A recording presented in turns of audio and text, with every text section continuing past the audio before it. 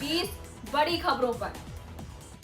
दिल्ली से अब CNG auto की जल्द विदाई होने वाली है। दिल्ली की सरकार से इलेक्ट्रिक वाहन ईवी नीति 2.0 के मसौदे में सीएनजी से चलने वाले ऑटो रिक्शा को चरणबद्ध तरीके से हटाने की सिफारिश की गई है।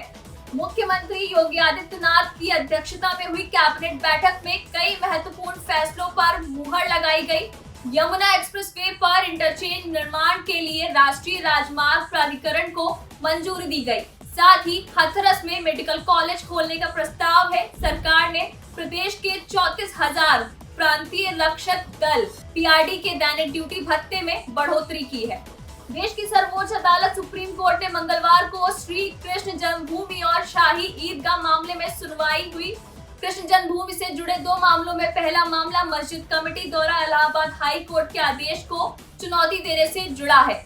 संभल की शाही जामा मस्जिद के सर्वे के दौरान हुई हिंसा के मामले में मंगलवार को सपा सांसद जियाउर रहमान वर्ग की मुश्किलें बढ़ती नजर आ रही हैं। संभल हिंसा के मामले में सपा सांसद पुलिस स्टेशन पहुंचे, जहां उनसे पूछताछ की गई।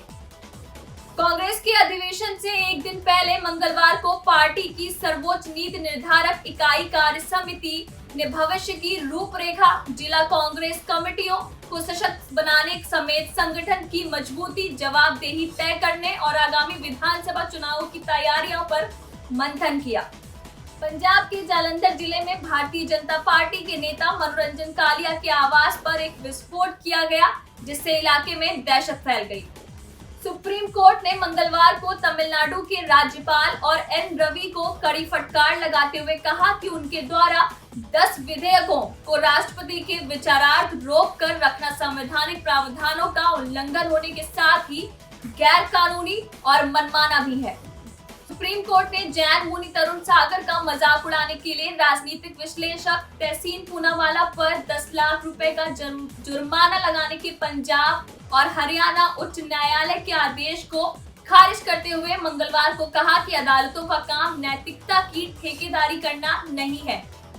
वर्ष 2008 में हुए जयपुर ब्लास्ट केस को याद करके आज भी लोगों के रोंगटे खड़े हो जाते हैं।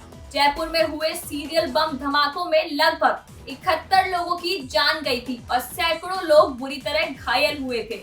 ये एक आतंकी साजिश का परिणाम था। 17 साल पहले हुए जयपुर ब्लास्ट केस में कोर्ट ने फैसला सुनाया है। ब्लास्ट केस के सभी आरोपियों को कोर्ट ने आजीवन कारावास की सजा सुना दी है। प्रधानमंत्री नरेंद्र मोदी ने मंगलवार को कहा कि मुद्रा योजना के तहत 33 लाख करोड़ रुपए से अधिक की गारंटी मुक्त ऋण स्वीकृत किए गए और इससे असंख्य लोगों को अपने उद्यमशीलता कौशल का प्रदर्शन करने का अवसर मिला है। जम्मू कश्मीर विधानसभा में पीडीपी विधायक वहीद उर रहमान पारा द्वारा मंगलवार को वक्फ संशोधन अधिनियम पर चर्चा के लिए एक नए प्रस्ताव पर जोर देने के लिए उन्हें सदन से बाहर निकाल दिया गया। नर्मदा बचाओ आंदोलन की नेता मेधा पाटकर को राहत देते हुए दिल्ली की एक अदालत ने मंगलवार को उन्हें दिल्ली के उपराज्यपाल वी.के. सक्सेना द्वारा उनके खिलाफ दायर मानहानि मामले में 1 साल की परिवीक्षा दी, बशर्ते वे अच्छे आचरण करने का वादा करें। महाराष्ट्र के मंत्री संजय शिरसाट ने कहा है कि जिस शहर में मुगल सम्राट औरंगजेब की कब्र स्थित है, उसका नाम खुलदाबाद से बदलकर रत्नापुर रखा जाएगा। जयपुर के एक भीड़ भाड़ वाले इलाके में सोमवार रात नशे में धुत एक व्यक्ति ने तेज गति से वाहन चलाते हुए कई पैदल यात्रियों और वाहनों को टक्कर मार दी, जिससे 3 लोगों की मौत हो गई और 6 अन्य गंभीर रूप से घायल हो गए। दिल्ली के शिक्षा मंत्री आशीष सूद ने कहा है कि शहर के जर्जर स्कूल भवनों का जल्द ही पुनर्निर्माण किया जाएगा। सूद ने मंगलवार को पूर्वी दिल्ली के 4 ऐसे सरकारी स्कूलों का निरीक्षण किया और कहा कि छात्रों को दूसरी जगह पढ़ाया जाएगा। दिल्ली की एक अदालत ने झारखंड में मेदिनी राय कोयला ब्लॉक के आवंटन में कथित अनियमितताओं से संबंधित एक मामले में पूर्व कोयला सचिव एच.सी. गुप्ता और पूर्व संयुक्त सचिव के.एस. क्रोफा को आरोप मुक्त कर दिया है। गुप्ता और क्रोफा के खिलाफ सबूतों के अभाव का हवाला देते हुए उन्हें राहत प्रदान की गई। विदेश मंत्री एस जयशंकर और अमेरिकी विदेश मंत्री मार्को रूबियो ने प्रस्तावित भारत अमेरिकी द्विपक्षीय व्यापार समझौते को जल्द पूरा करने की जरूरत पर सहमति जताई। अमेरिकी राष्ट्रपति डोनाल्ड ट्रंप द्वारा भारत सहित करीब 50 देशों पर जवाबी शुल्क लगाने की घोषणा के कुछ दिनों बाद जयशंकर और रूबियो के बीच फोन पर हुई बातचीत में ये मुद्दा प्रमुखता से उठी।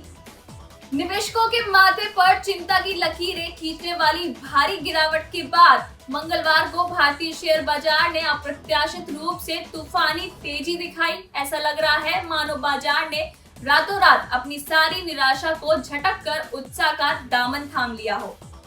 चीनी उत्पादों के आयात पर अतिरिक्त 50% शुल्क लगाने की अमेरिका के राष्ट्रपति डोनाल्ड ट्रंप की धमकी के बाद चीन ने अपने अधिकारों और हितों की रक्षा के लिए दृढ़ता पूर्वक जवाबी कदम उठाने की योजना बनाई है।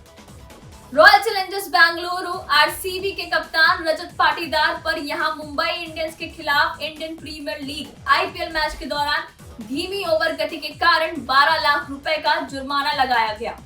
तो ये थी आज की 20 बड़ी खबरें। ऐसी ही तमाम खबरों के लिए जुड़े रहिए हमारे साथ। हम हैं यंग भारत सच के साथ।